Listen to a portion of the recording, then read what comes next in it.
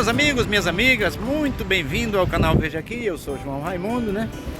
E hoje nós vamos gravar um vídeo falando sobre história, né? História de Pernambuco, fatos que aconteceram aqui em Pernambuco, que envolveu um cidadão vitoriense que eu já venho prometendo a vocês que ia falar sobre ele.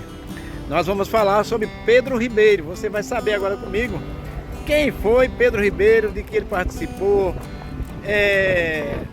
o que aconteceu com a participação de Pedro Ribeiro, né? O que foi o conflito que ele participou. Então vamos lá, vem comigo, que a gente agora vai falar um pouquinho da história.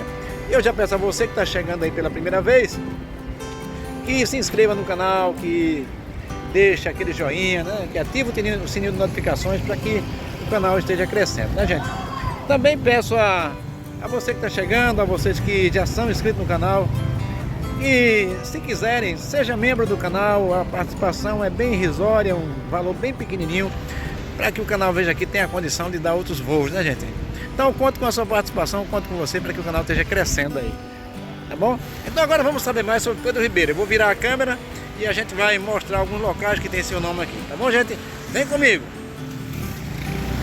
Bem, meus amigos, estamos saindo aqui da Praça Dom Luiz de Brito. Você viu aqui nos fundos a Igreja Matriz de Santo Antão.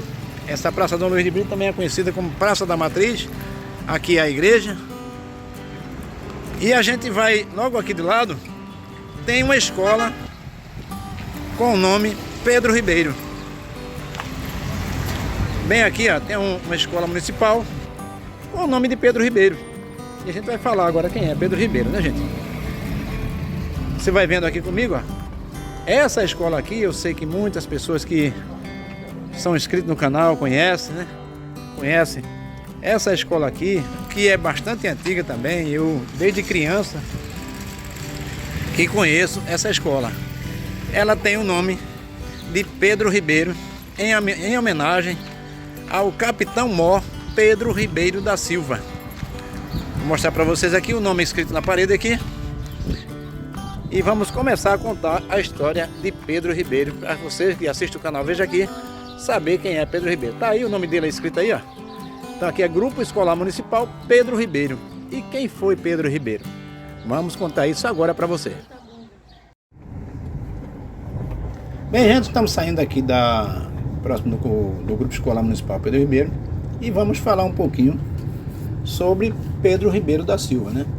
Pedro Ribeiro da Silva era um capitão-mor, responsável pela segurança da capitania de Pernambuco, e a gente vai falar sobre isso agora, né? Mas para falar de Pedro Ribeiro, eu tenho que retroagir um pouco na história e falar sobre os holandeses. O Brasil foi invadido pelos holandeses em 1630, que invadiram a capitania de Pernambuco e também aquela área do Maranhão. Então, os holandeses eles permaneceram aqui de 1630 até 1654, e em 1647 a 1653 veio para ser administrador aqui em Pernambuco o príncipe Maurício de Nassau, e esse fez Recife prosperar bastante. À época, Olinda era o centro administrativo de Pernambuco e tinha como gestor principal o senhor Bernardo Vieira de Melo, que era o responsável pela administração. E, por sua vez, o responsável pela segurança de Pernambuco era o Capitão-Mor Pedro Ribeiro da Silva. Em 3 de agosto de 1645, aqui no Monte das Tabocas, em Vitória de Santo Antão, cidade onde estamos, houve a primeira batalha contra os holandeses, onde os holandeses foram vencidos, né? Foram derrotados. Posteriormente, houve a batalha do Monte dos Guararapes, em Jaboatão dos Guararapes, onde definitivamente os holandeses foram expulsos aqui de Pernambuco, do Brasil, na verdade, né? Com a saída dos holandeses aqui do Brasil, eles foram para as Antilhas, e lá eles começaram a também cultivar a cana-de-açúcar e prosperaram bastante, gerando uma concorrência com os senhores de terra, os senhores de engenho de Olinda, que enfraqueceu o comércio aqui desses senhores de engenho, né? O negócio desse senhor de engenho, fazendo com que eles fosse pegar dinheiro emprestado, fazer empréstimo com os comerciantes de Recife, a quem eles chamavam de mascates. Mascates, porque os comerciantes de Recife, eles vendiam sua mercadoria de porta a porta E pejorativamente os senhores de engenho começaram a chamar esse nome com os comerciantes de Recife, né? Para afrontá-los e também denegrir a imagem deles. Porém, por outro lado, os comerciantes de Recife, em sua maioria portugueses, eram o detentor do dinheiro, né? E os senhores de engenho de Olinda deviam a esses comerciantes. Em 1703, os senhores de engenho, ou melhor, os comerciantes de Recife, eles tiveram representação na Câmara Municipal de Olinda, que era o centro do poder, né? O centro do poder. E daí eles foram dando força para solicitar da coroa portuguesa a condição de Recife ser elevada à categoria de vila. Fato esse que veio a acontecer em 1709. Isso desagradou muito aos senhores de engenho de Olinda.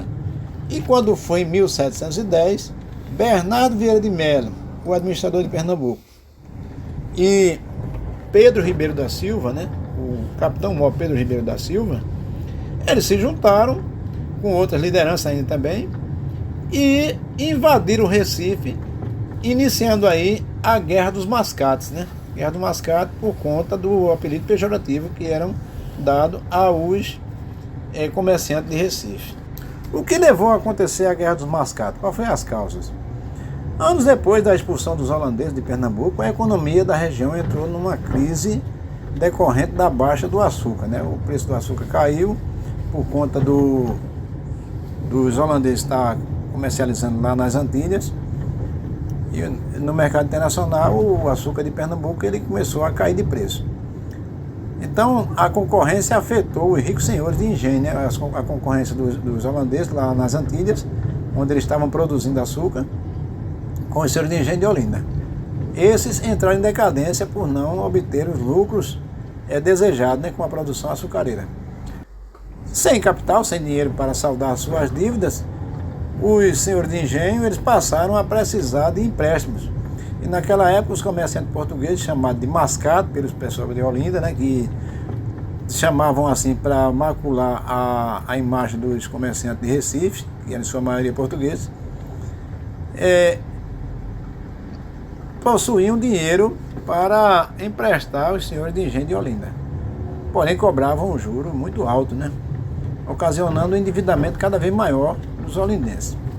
Embora dependente economicamente dos comerciantes portugueses, os senhores de engenho pernambucano não aceitaram a emancipação político-administrativa do Recife, até então uma comarca de Olinda, né?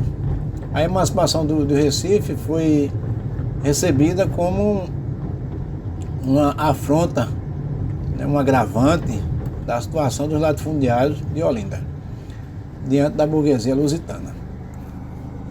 Até o fim do século XVII, Olinda era a principal cidade de Pernambuco, onde moravam os ricos senhores de engenho, que pensavam que sua fortuna jamais acabaria. Mas isso aconteceu por uma guerra de preços do açúcar no mercado europeu.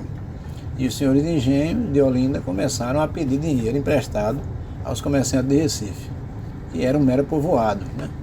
Simplesmente dependente de Olinda. Aos poucos foram surgindo ódio, conflitos, né? Consciente de sua importância, os comerciantes pediram ao rei de Portugal que o povoado fosse elevado à vila, né? A condição de vila. E, inclusive, em 1703, o povo de Recife conseguiram representação na Câmara de Olinda, né? Na Câmara de Olinda, e isso fez com que eles tivessem mais acesso à coroa.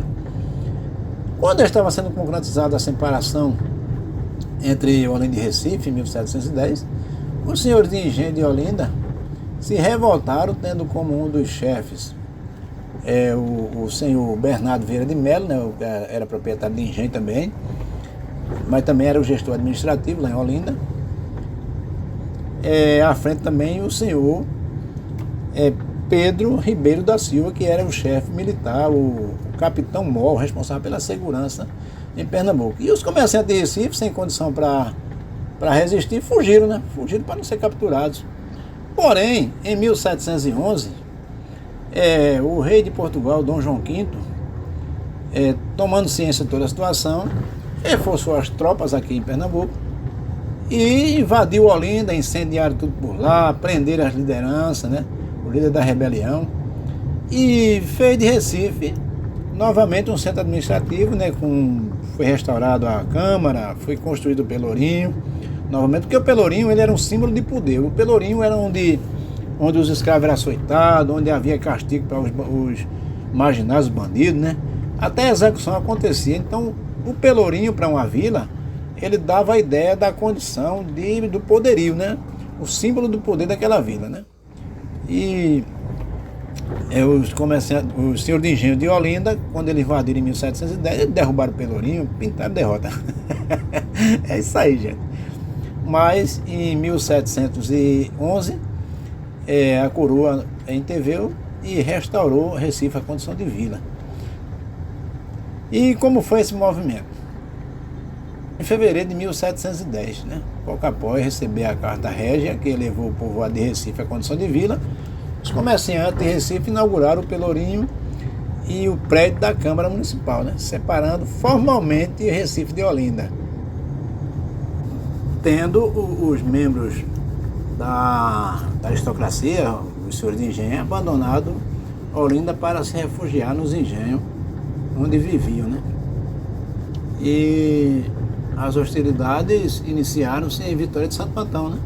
Liderada pelo capitão-mor Pedro Ribeiro da Silva, esse que a gente está falando sobre ele, e é um vitoriense, é uma pessoa daqui de Vitória, e era o responsável pelas forças de segurança em Pernambuco, né? As forças militares, né? Essas forças engrossadas em Afogados, também com reforços que vindo de São Lourenço e de Olinda, sob a liderança de Bernardo Vieira de Melo e do coronel Leonardo Bezerra Cavalcante, invadiram Recife, demolindo o Pelourinho, rasgando o foral. O foral era o documento régio que dava a condição de Recife ser vila, né? Ficar independente de Olinda. Libertaram os presos e perseguiram as pessoas ligadas ao governador, que era Sebastião de Castro Calda Barbosa, né? Um mascate também, mas era o governador na época. Esse, por sua vez, para garantir sua segurança, fugiu para a Bahia e deixou o governo da capitania a cargo do bispo Manuel Álvares da Costa. Nos últimos meses de 1710, os olindenses enviaram exigências formais a D. João V, que, de modo geral, visava assegurar benfeitorias para os proprietários de Olinda, né? Dentre elas, destaca-se as seguintes. Primeiro, que Recife não fosse elevada à condição de vila, visto que era um termo, um terreno, né, um termo pertencente a Olinda, um povoado de Olinda. Segundo a exigência, exigiram que os moradores de Recife fossem impedidos de participarem das eleições de Pelouros e que a majestade provesse Olinda com a aquisição de escravizados da Guiné, né?